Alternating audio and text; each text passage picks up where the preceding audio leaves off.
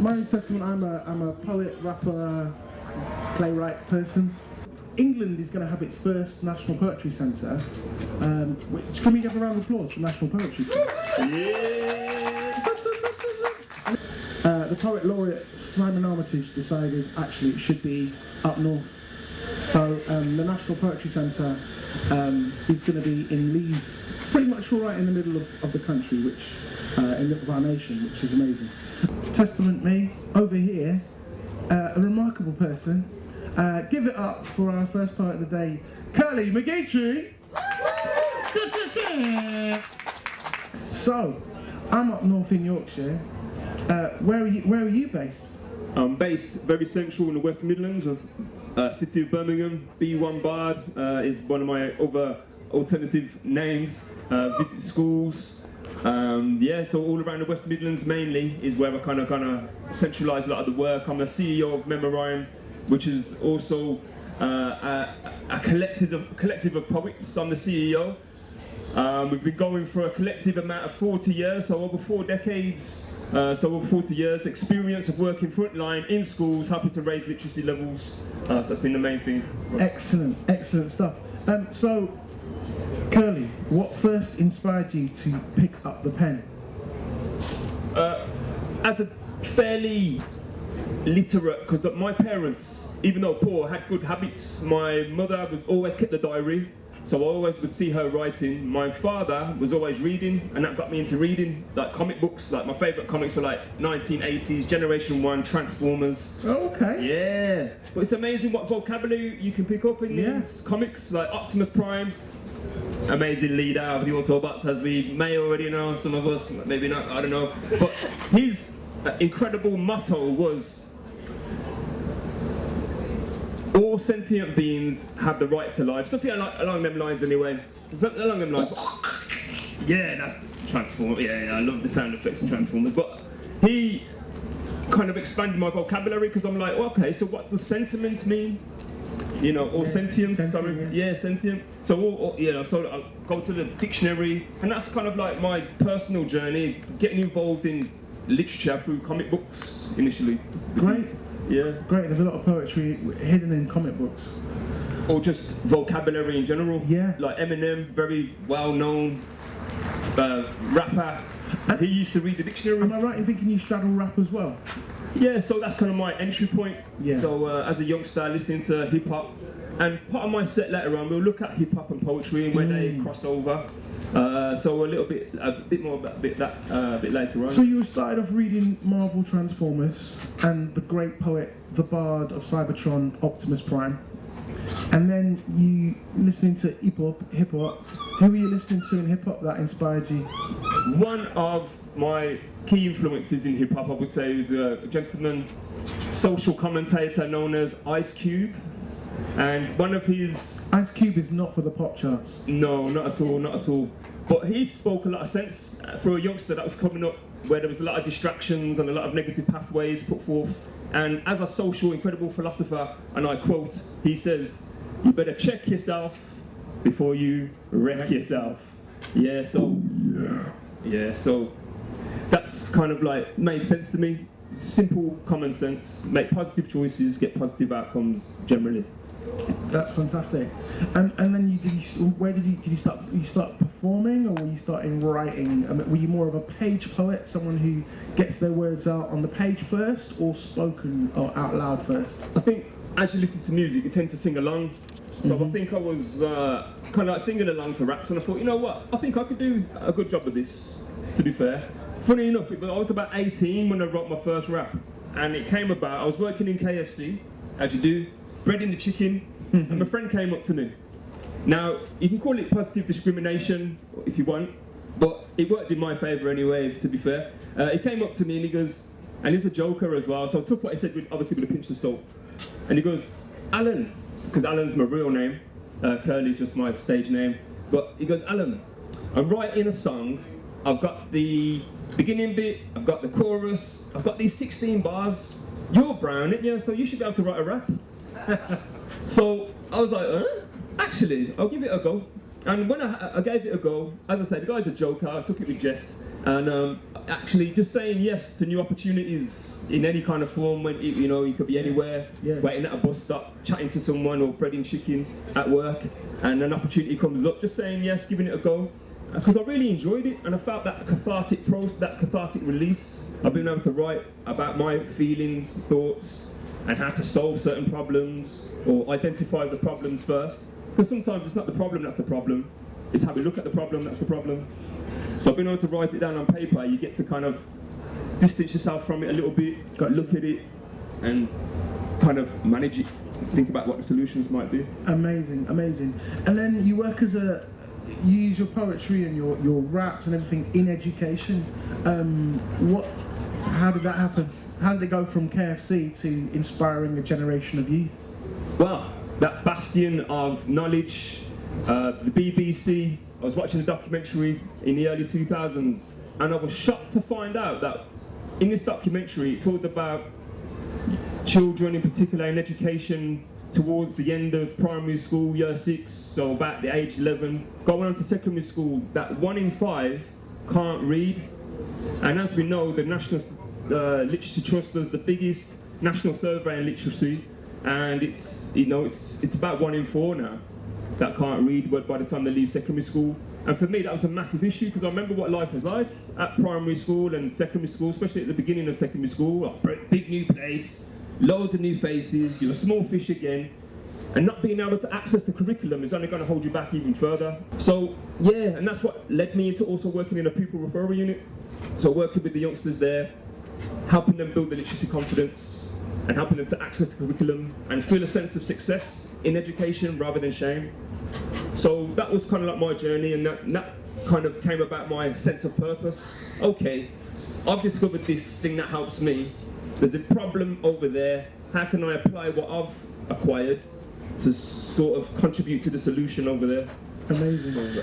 I'm going to ask you a few more questions. Before I do, if you are just coming in, welcome to the bookshop. My name is Testament. I'm in conversation with Kurly McGeechee. Welcome, welcome, welcome to the bookshop. Please keep coming back here during the day, where you'll be witness to amazing performances, spoken word, poetry, and also poets in conversation with poets. So make sure you keep coming back, and you can look at the amazing books and hide your life in a book. It's wonderful. Excellent. I've got a few more questions. Sorry, just hold that thought for a second. Just want to think about that question. Can I just ask, because there's quite a few people in the room now, if we can attract a few more people, after 3, can we all pretend to cheer, or actually cheer? And then that might just generate a bit of interest, and people might start wondering, a few more people might start wondering in. Yeah, should we try that? 3 cheers for books! Yay! Cheer number 2. Yay! Cheer number 3. Yay! Nice, lovely, lovely. Give yourselves a round of applause. Amazing, amazing. You win. Well done. Now, as a grown human being, I know we're still growing. First question is what's your next project, and also long term, what's your kind of hope for your your work and your craft and stuff? The next project that I'm working on happens to be a collaboration with the National Literacy Trust and the Royal British Legion, and it's all about remembrance. So that's a significant project that I'm working on. September there's going to be a big national assembly where I should be beamed across so many classrooms around the UK, looking at writing poetry around remembrance. A few geeky questions before I say goodbye and hand the stage over to your very capable, magical hand. A bit geeky here. In terms of when you write, are there any poetic tricks, tropes, styles, little things like some people are like, oh, I keep using extended metaphors, or I keep using, I love a simile, or I love concepts where the poem always starts backwards, or are there any kind of types of approaches that keeps cropping up in your writing? I like to feel like, because the poet's toolbox is very important, but the toolbox only serves the purpose, and that purpose will never be another testament. You know, if you look back in the past of human history, there's never been a testament. Old Testament. But yeah, but not quite with your lived experience. In the future, there'll never be another testament. So you here now is a it's almost like a miracle. You know, there's just being born. You know, the odds are something like 400 trillion to 1 of being born a human being. So we've all won the lottery. So to not reflect your lived experience and the time that you've got, there's 86,400 seconds in a day. How many of those can you dwell on and write something that's, from your perspective, unique and timeless? So being authentic is, I think, the key. But those other tools are to serve that purpose. That's great. So are there any tools that is your favourite tool? I do like alliteration, rhyme obviously, rhyming couplets, you know, because we can all remember nursery rhymes, and when it comes to literacy engagement, rhyming and rhythm are seminal to memorising as well. So I do think those are 2 key elements that help children to grasp new words, in particular words in meaningful sentences, and then they can understand the meaning of words and then start using them themselves. But rhyme helps it to chime. All the time, if you're so inclined. So, last question. For anyone who, whether it's a young person, I see you young people sneaking around, I see you. But also, if it's an adult as well, what's a great, if they're like, oh, I'd like to write poems, but I'm not sure where to begin, or I'd like to write something, like, how do I start? What's your top tip? Top tip? I think if there's people that you listen to already, maybe starting there, like kind of just changing a few of the words and think, how would you say that particular thing that they're saying? So just substituting a few of the words first. You know, you don't have to go straight from being 0 to 100%, just a few tweaks here and there, redrafting what already exists to some extent. Do your own little cover version with a few little tweaks. So yeah, that gives you a few guardrails then. Great, that's really studying the heroes. For sure. And making it your own. For sure. That's exactly how I started. Okay, I'm going to hand the stage over to your first performer at the bookshop 2026, the wonderful Kurly McGeechy.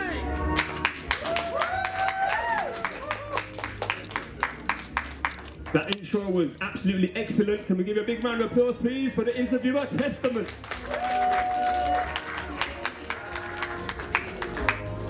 Thank you so much. Okay, so, hello, greetings, assalamu alaikum, Allah, bonjour, buna, konnichiwa, ni hao, chindobre, namaste. I hope you're all having an amazing day. Wagwan, respect, and what up, famalam. So very inclusive greeting there. So yes, as we've already learned, my name is Alan Kurly McGeechy. Kurly because I've got a bold head, so I thought for marketing purposes that would be a good little ironic way to remember who I am. I'm CEO of Memorime. Some of our work's been recognised by Her Majesty the Queen, performed at the Royal Albert Hall, and also used to brief the Cabinet Office. As well as that, been involved in some amazing projects with the National Literacy Trust and the National Poetry Centre to do with the Young Poet Laureate, a big national project to help young people get involved in literacy, give poetry a go. But before we get started, I'm just going to do a little speaking and listening exercise in a moment, but I want to test out your vocabulary skills. We're all book lovers, I guess, to some extent, we're in a book tent. Does anyone know any words that are really hard to rhyme? Or any weird words or any long words? Yes. Orange, oh gosh. Starting there, are we? Alright. Orange. Any other words? Any other words? Super. Did someone say super? Duper. No? Okay. Any other words? Any other words? Any other words? Any words hard to rhyme? Any words particularly difficult? Crooks. Crooks. Wow. Nice. Nice. Paradise. Paradise. Nice. Thank you. Any other words? 10 seconds. Joyous. Joyous. Lovely.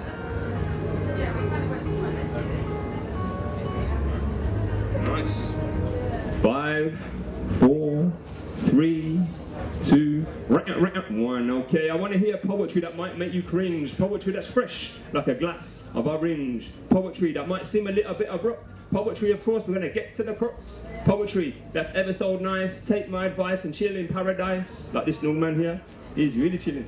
Poetry. If it stops now, it might annoy us. Poetry for today's session, that's gonna be so joyous.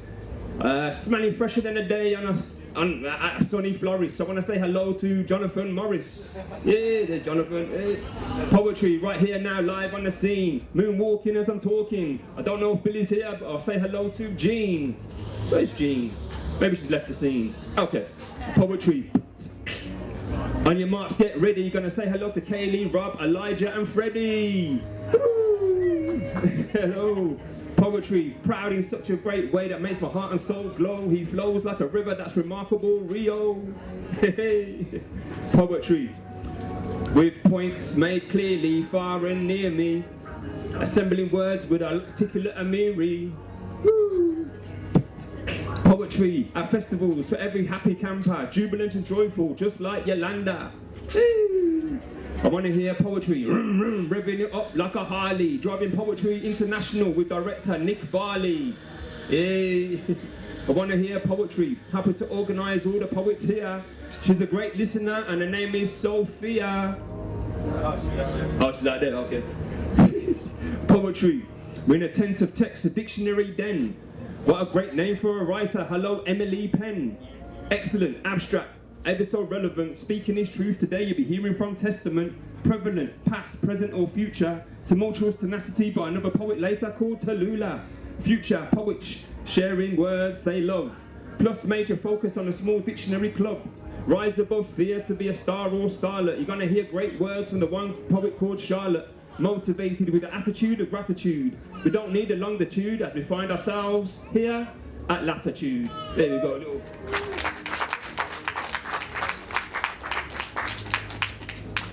Alright, so, little opposites poem. What we've got to do, because I'm going to test out your listening skills now, I'm going to see who in the room isn't suffering from last night too much.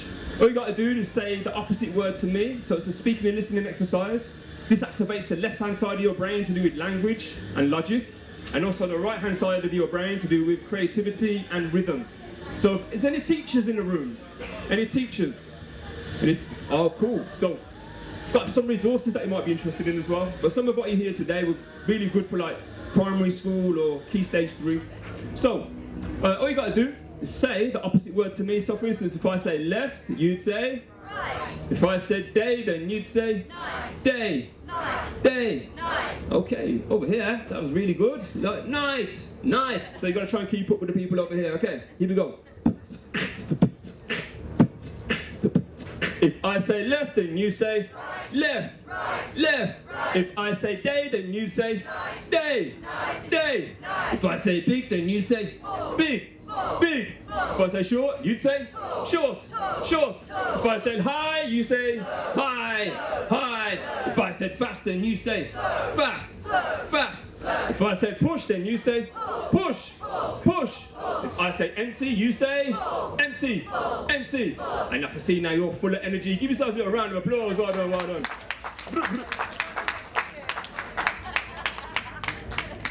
All right, so respect is obviously a big, really important thing. Respect for the teachers in the room. A nice one. Nice, good, good, good. Okay, sign number 2. A lizard running. Ready? 3, 2, 1. Nice. And then a monkey swinging. Woo! Ready? 3, 2, 1. Woo! And we have the actions there as well. Bonus points. Excellent. Okay, so here we go. School trips were always fun. At the classroom we would run, paired in twos and on the coach. To the back seats we would go, sharing sweets and swapping crisps and checking on our sandwiches. And on the journey I'd play I Spy. And that would be B for bogies, a greenie pie. But then we reached the place to be, the local zoo where there's lots to see, where animals, large and small, always seem to have a ball. This is where you all join in now. The lions, roar. The lizard runs, the monkey swings, woo, and shows his bum. But in the end, we thank all our amazing teachers for putting up with all of us noisy creatures. Give yourselves a round of applause. Thanks for your input there. All right. So, Earlier on during my little interview with Testament, mentioned a little bit about hip hop and the correlation with hip hop and poetry. Do we know any famous poets? Anyone like to venture? Put your hand up. Any famous poets? Yes. Benjamin Zephaniah. Caroline Duffy. Caroline Duffy. Yes, excellent. Oh, sorry, I thought he was going to put your hand up there. Jackie Kay. Yeah. Perfect, perfect. You all heard of a guy called William Shakespeare? Yeah, cool. So he's dead good. He's also been dead for 400 years. But his poetry is still with us to this day. Now, I'm going to say a line, and you're going to try and guess as to whether it's a line from a Shakespeare poem, or is it from a track in the hip-hop realm. Okay, so this is a little exercise I got from a gentleman called Akala from one of his TED Talks. So here's the quote: "Wisdom is better than gold." Hands up if you think that's a hip-hop quote. Few hands there. Hands up if you think it's Shakespeare. All right. If you said hip-hop, you were correct. That was Lauryn Hill from The Lost Ones. Okay, question number 2. Maybe it's hatred I spew, maybe it's food for the spirit. Maybe it's hatred I spew, maybe it's food for the spirit. Hands up if you think hip-hop. Hands up if you think Shakespeare. Oh, overriding majority for Shakespeare there, but that was Eminem from a track called Renegade.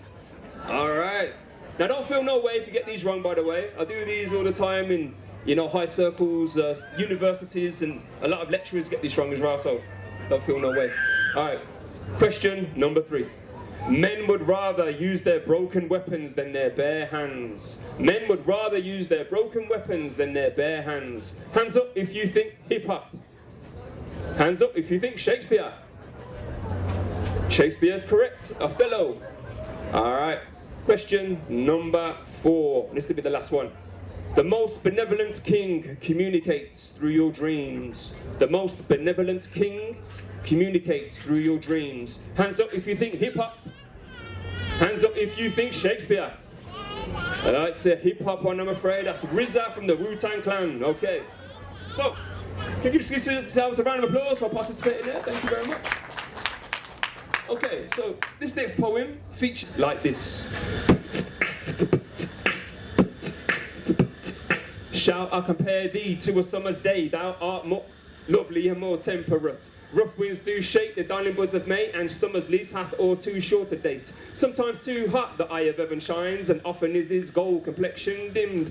Every fair from fair sometimes declines by chance, or nature's changing course untrimmed. But thy eternal summer shall not fade, nor lose possession of the fair thou owest. Nor so death brag, thou wanderest in his shade. Within eternal lines to time thou growest. So long as men can breathe, the eyes can see. So long lives this, and this gives life to thee. So long as men can breathe, the eyes can see. So long lives this, and this gives life to thee. Right, this is Sonnet 18, remixed by Kurly for 2026. Words might change, but feelings don't. So let me translate what Shakespeare wrote.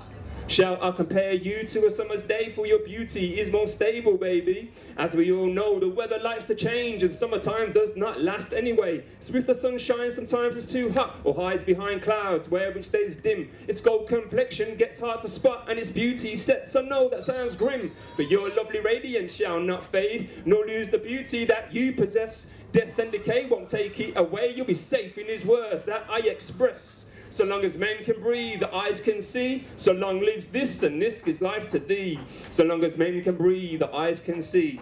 Baby, you will live for eternity. Let's give a round of applause for Shakespeare.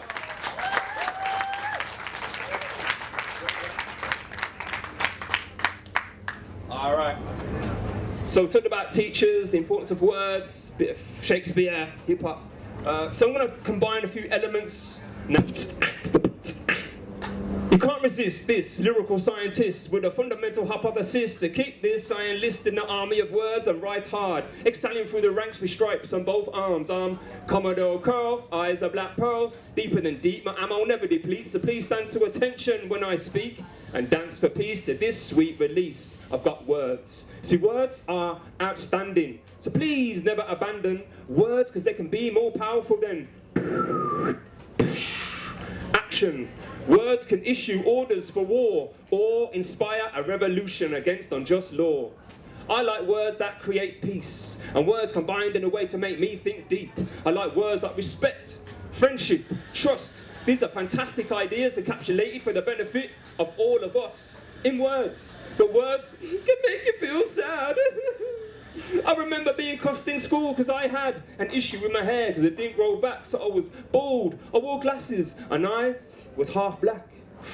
Man, the words. I heard hurtful words, atom bomb words aimed to destroy me, but I soon learned that only weak people use words to bully others. I had some great qualities, so maybe they were just jealous. Words. Me? I use words like love and support and apply what they define to my daughter and son.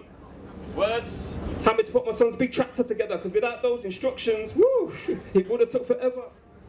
Words, how to build bridges and bonds between others, and maybe that pretext. I love you so much, baby. Kiss, kiss, kiss, kiss, kiss. Send to finding your true lover. Yo, gonna get some kisses later on, you know what I mean? Oh no, I sent it to my nan. Oh, damn. Words are a wonderful thing to practice, as words can open up multiple universes. Words, yo, these have been my words in the verse expressed through poetry. Thank you so much for listening so patiently, Latitude. Sincerely yours, Kurly. Thank you very much.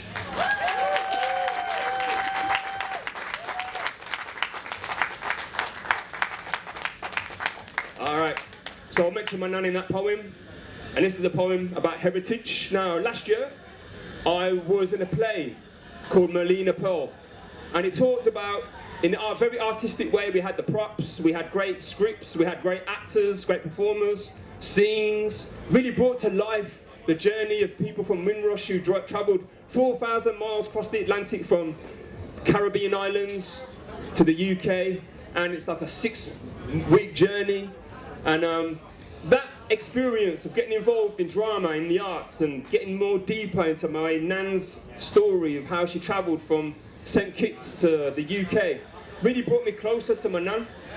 So the arts are really, really powerful, not only for entertainment's sake, but also for capturing important lived experiences for history, for future history today. So this is a little poem about my grandmother, and it goes like this. Boy, hush your tone and eat your food. You want licks?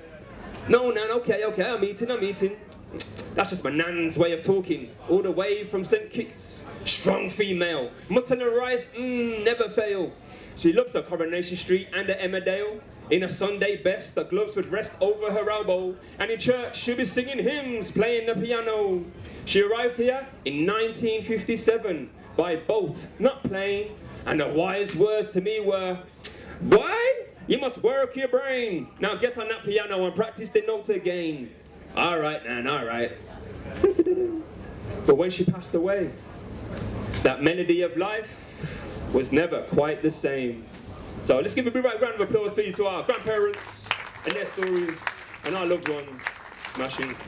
So I'm going to ask 3 questions now, testing out your listening skills. About 3, 2, 1. Okay, any hands up then? Hands up. How much water is in a human body? 75%. That's a really good answer. Can we give this young man a big round of applause? Big round of applause. Yeah. Generally between 70 to 80%, and you got it spot on. Excellent, excellent. All right, so water. The interesting thing about water is, despite the fact that water changes form based on, I don't know, temperature and pressure, our bodies maintain its memory, whether it's oceans in ourselves, rivers through our veins, or storms in our emotions. So just like you, I am, in essence, liquid energy. And if the green leaves do dry out, then I am the rejuvenating remedy, the unsullied foundation of roots, the quencher of thirsts. Dance as I conduct electricity through your muscles in rhythmic bursts. I am boiled, I am cooled, I am consumed to detox. And through holes and leaky roofs I trickle, trickle, trickle, and dribble in little drip drops. But to avoid damp spots on your carpet, I can be funneled into vessels such as buckets or pots, or transform into ice to chill children's pop, or feature in shots of scotch as On the Rocks. I can also be a placid lake, an organic mirror for the sky, a gush forth through channeled streams in the cycle of life supply, from whales to mini microbes. There's so much that can inhabit the very depths of my body, as I occupy 3/4 of the planet.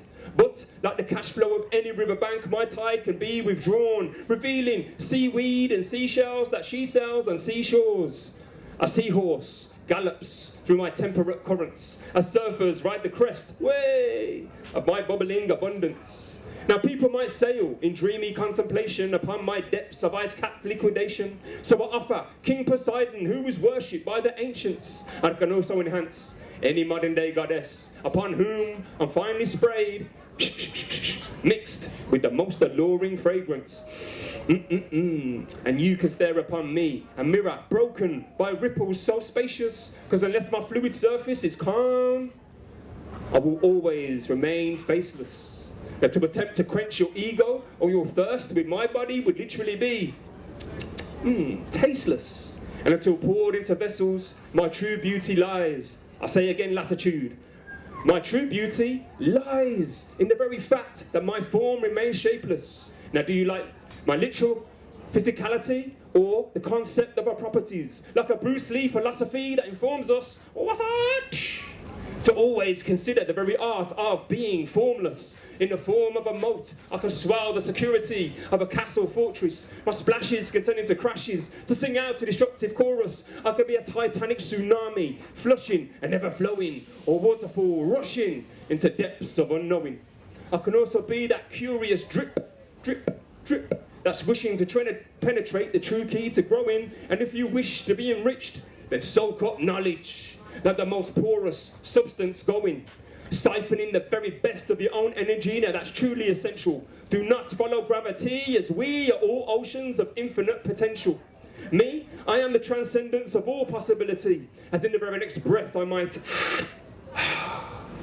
appear as condensation on your glasses, or be jerked as a tear to mess up the eyeliner on your beautiful natural lashes. I can also make you blink as I tip-tap on your window and entertain you as the clear orbs collide and race down it, leaving glistening trails as they go.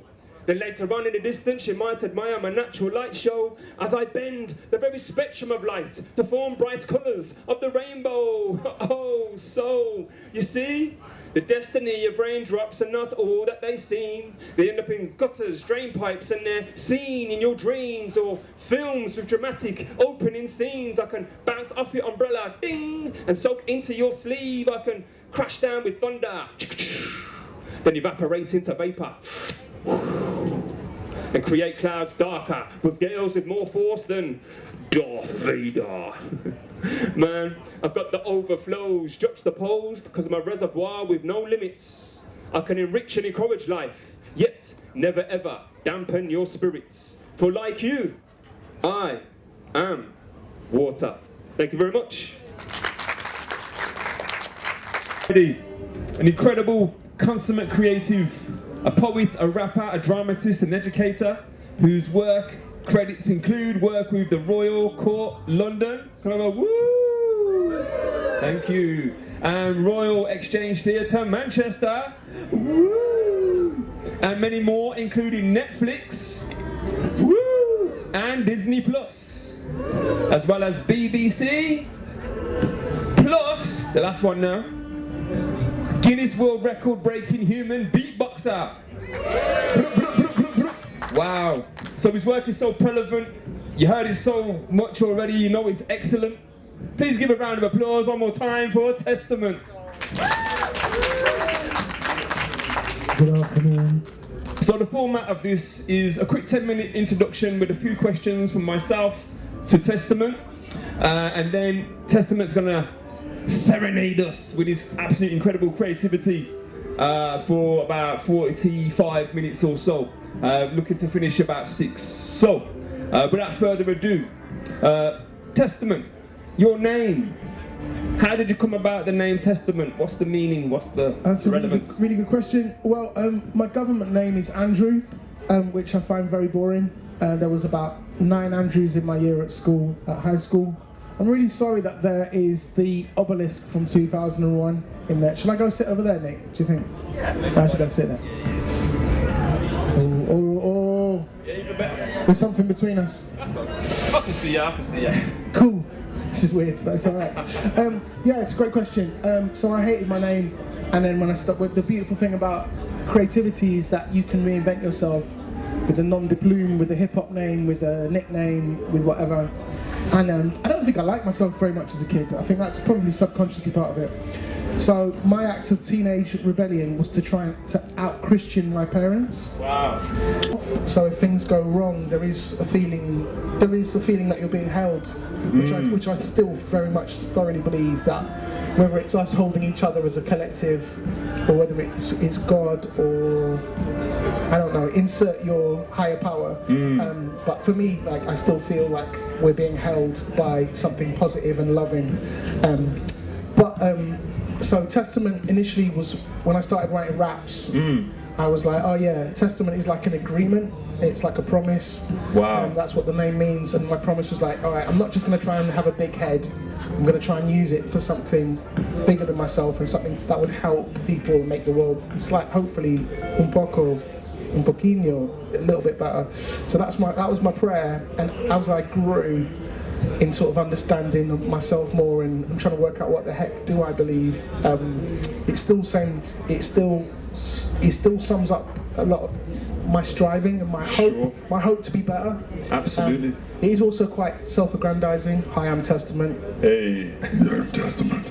But actually, it's 1996, 30 years ago this year, that De La Soul released the album Stakes is High. Hard recommend. It's the one with the black and white cover. De La Soul, Stakes is High. I know we love their first two albums, I certainly do, but that fourth album of theirs is amazing. And there's a lot about them addressing like how the world's going on and the stakes of life and society. And in the first line, I listened to the album again, and in the first verse there's a bit where the beat stops and goes, Testament! I bet it was that. Right, yeah, I bet I was thinking, oh yeah, spiritual quest, and it was just I was listening to a song. That's subliminal. I bet it was just that, yeah. Oh, amazing. And when it comes to writing, is there anyone that you are insanely passionate about? Yeah, two people, Gil Scott Heron. I wouldn't be here, I don't think, were it not for Gil Scott Heron. My first ever gig I went to see was Gil Scott Heron. Right. Because I was such a hardcore Christian, I was like, I'm not going to go out clubbing until I'm of age, because that's what we're meant to do. And when I went out, I went to see Gil Scott Heron play, and that changed my thinking. And the second thing is, which also connected to spirituality, is William Blake. Right. I'm really obsessed with William Blake. Obsessed? Yeah, I continually write, like if I'm writing something and I'm stuck, I go back to Blake. Actually, I go to a lot of my heroes. I mean, Inauguration Ellams is performing very shortly literally over that piece of grass in a bit. Wow. So like, he's got a few of his collections. When I get stuck, I pick up Inauguration Ellams, or I pick up people that I really revere, and from, you know, Carol Churchill, playwright, Kay Tempest, whoever, people that I see like, wow, there's something really magical happening, special, and it really speaks to me. So I pick that. But William Blake, because he is a working class poet and he's trying to break through into the spiritual, beyond the everyday, beyond the day job. I mean, he had a day job. He died in poverty, and he's trying to reimagine what it is, what this country is, what England is, what Britain is. He's trying to reimagine what is community, what is faith, what are relationships, and he's pushing against that constantly to try and find a more compassionate, kind way, stop against slavery, against war, and that was in, 1700s. Wow. It's his 200th year anniversary of his death next year. Wow. So, I'm working with a jazz musician on an album at the moment and a collection, all based on William Blake, and it's going to be called William Blake Remixed. Wow, so look out for that, be sure to look out for that. So you're bringing William Blake, a modern day kind of like a iteration. Just a response to it, because I just think And also that I can kind of trace a lineage between British poets, especially starving artists. You know the concept of a starving artist? You're like, all these poets, they live in a little flat and they can't, you know, they've got bin liners instead of curtains. That's pretty much my life for a period of my life. And, you know, can't afford, you know, just having baked beans and hot dogs. That's what you think of an artist, and that's really Blakean. And that aspect is, and, you know, trying to find the spiritual in, despite being on unemployment or whatever else.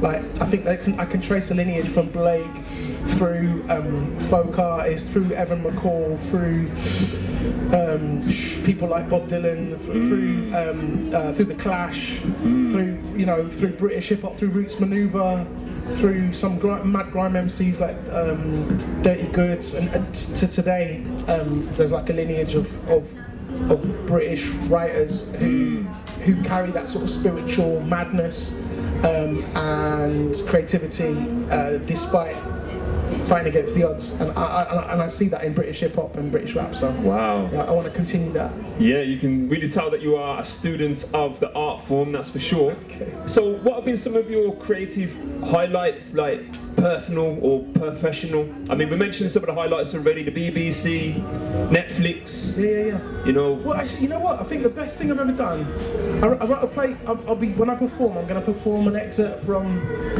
some of my shows that I do, like theatre shows, whether it's I'm in it or whether it's actors on a posh stage somewhere in London or whatever, where I don't live. There's normally poetry. I smuggle poetry into plays, and also into Netflix anime. I write for a Netflix anime, and then obviously in my episodes it breaks into poetry at some point. It's just how we do. It's a 15, so she has to wait, sorry. But it's very exciting and very positive, but it's got swears. But yeah, I try and smuggle the poetic and the spiritual and the political into everything that I do. So yeah, so that was cool. But actually, I think the best thing I've done, I did a one-man show because I was quite angry about misogyny, which basically means I was looking in the mirror, quite frankly, half the time, and I was kind of frustrated with myself.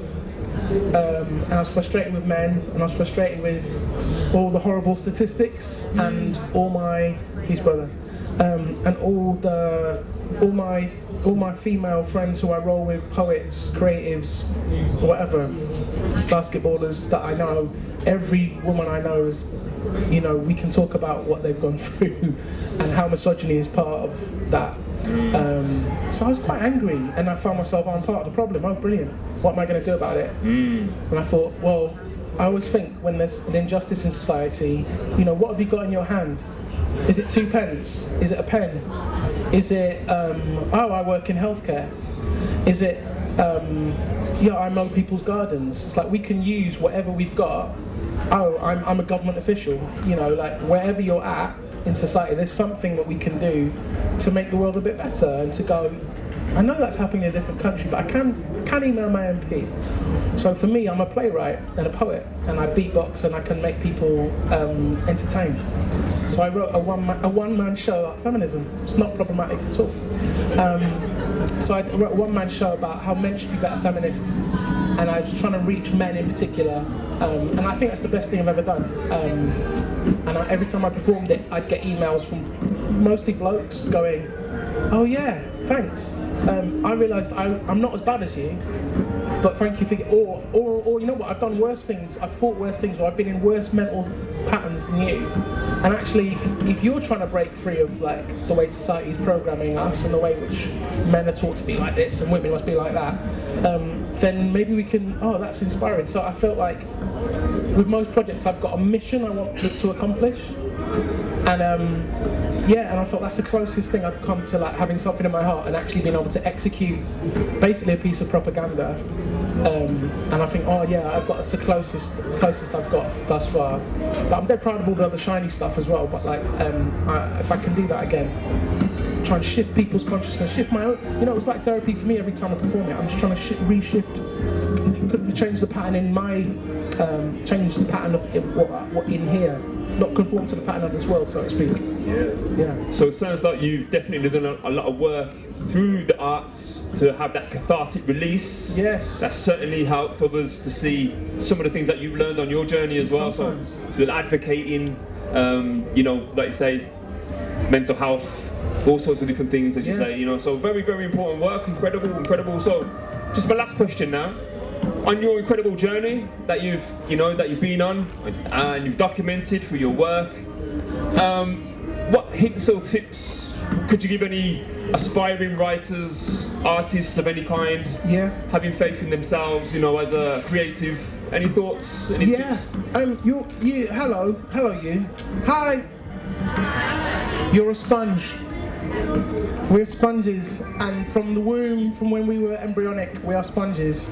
And your favourite band, or your heroes that you listen to over there, or in the poetry tent next door, you are sponges, and all these are your ancestors, and they all stand behind you, and you're in that lineage, and they give you gifts, and you don't doubt yourself, trust yourself.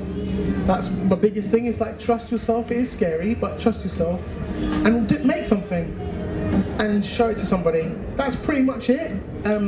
Like, I could give you, like, you know, top tips on imagery, or, you know, how to put a theme in the 3-act structure or whatever, but you'll find that.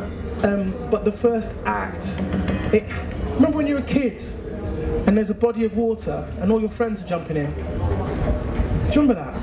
You're a kid and there's a body of water. It could be a swimming pool, could be a lake, and you went camping that time, and your friends are jumping in, and you would like to jump in, but you're not quite sure. And you're like, what if there's rocks there? What if there's piranha in the south of England? Stranger things have happened. Stranger things have happened in the lake or in the river. But it's all right. Chris has done it, and Sam did it, and then, you know, whatever, Yusra did it, and they're all right, and you want to do it too. So it's up to you. And if you do, you probably have fun, or you might learn something, or you might really allow someone to know that they're not alone. Or it's not particularly original. It doesn't matter if it's not totally original. It's like someone else, you've just given permission for someone else to realise they're not alone. Or something else, or to make, you know, I was listening to Poppy today, and I felt like I'd been given sweets, and it made me really happy. So if a little kid can do it, come on. Amazing. So this was our little formal introduction to Testament. I'd like to come off the stage now and let Testament do his thing, so you get a real flavour of what Testament is really all about in a creative sense. Can we have another big massive round of applause for Testament? Mr. Loop Station. Introduce my lovely friend, Mr. Loop Station. Introduce my lovely friend, Mr. Loop Station. Introduce my lovely friend, Mr. Loop Station. Introduce my lovely friend, Mr. Loop Station. Introduce my lovely friend, Mr. Loop Station. Introduce my lovely friend, Mr. Loop Station. Introduce my lovely friend, Mr. Loop Station. Introduce my lovely friend, Mr. Loop Station. Introduce my lovely friend, Mr. Loop Station. Introduce my lovely friend, Mr. Loop Station. Yeah, you get it. Good. So that's how it works. I wrote a rap called The City Song, because I have a really love-hate relationship with cities. I've lived in 4 different cities, in 2 different continents, and I love the fact that there can be a million people around you, but you can be by yourself, and you can have your own time. And I also hate the fact you can have a million people around you, and you're by yourself, and you've got your own time. So this is called The City Song. Starts off a bit weird.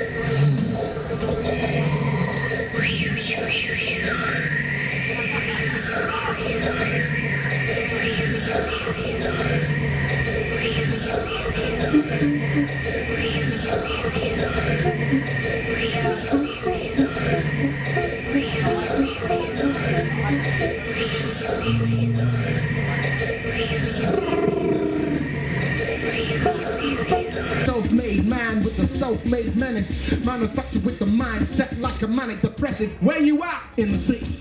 Where you work, where you eat, where you fall, where you reach, where you trap. Where you at in the city? Where you wake, where you eat, where you trap, where you free. Yo, where you at? Yeah, where you at? Where you at? In the city, no doubt, doubt. Where you at? In the city full of freaks. At night they emerge. Streets fade to orange light falls on the curb. I murmur something, I can't hear myself. Think above the sound of traffic, that's the city's percussion. As we kick against the snare against the kick. Meet wares dealing wares on concrete stairs. They case, they plead theirs.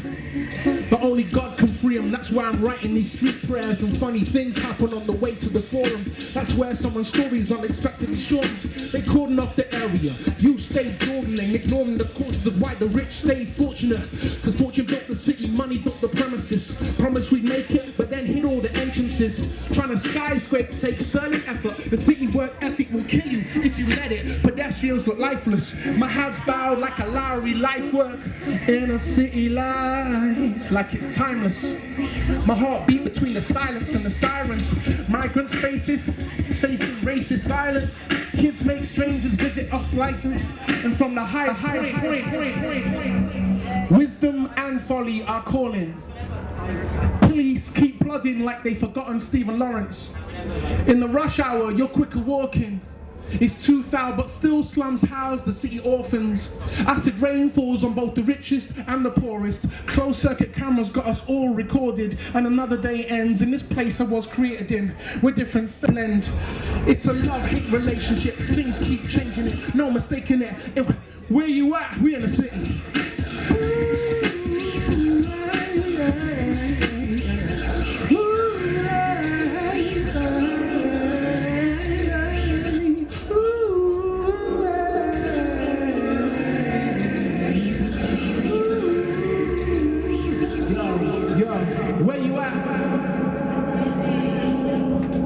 Entirely Caucasian. I'm half white, half black, which I'm very proud to be. I pretty much define myself as black because society, but I'm very, very proud of my English dad, who's about this tall. He's got glasses. He's from a place called Mitcham, South London. South London. It is a geography test, thank you. And he says, all right, can I get an all right? Nice. My mum is about this big. She's a black woman from Accra, Ghana, from the Gar tribe. And she goes, perfect, you win. Cool. All right? My dad's a big fan of Tooting and Mitcham Football Club, which you all know really well. They wear black and white stripes. File, save that. Okay? This is called harmony because my parents forgot to tell me that I was not half black, half white, and they didn't put it like that. They didn't call me mixed race, they didn't call me dual heritage.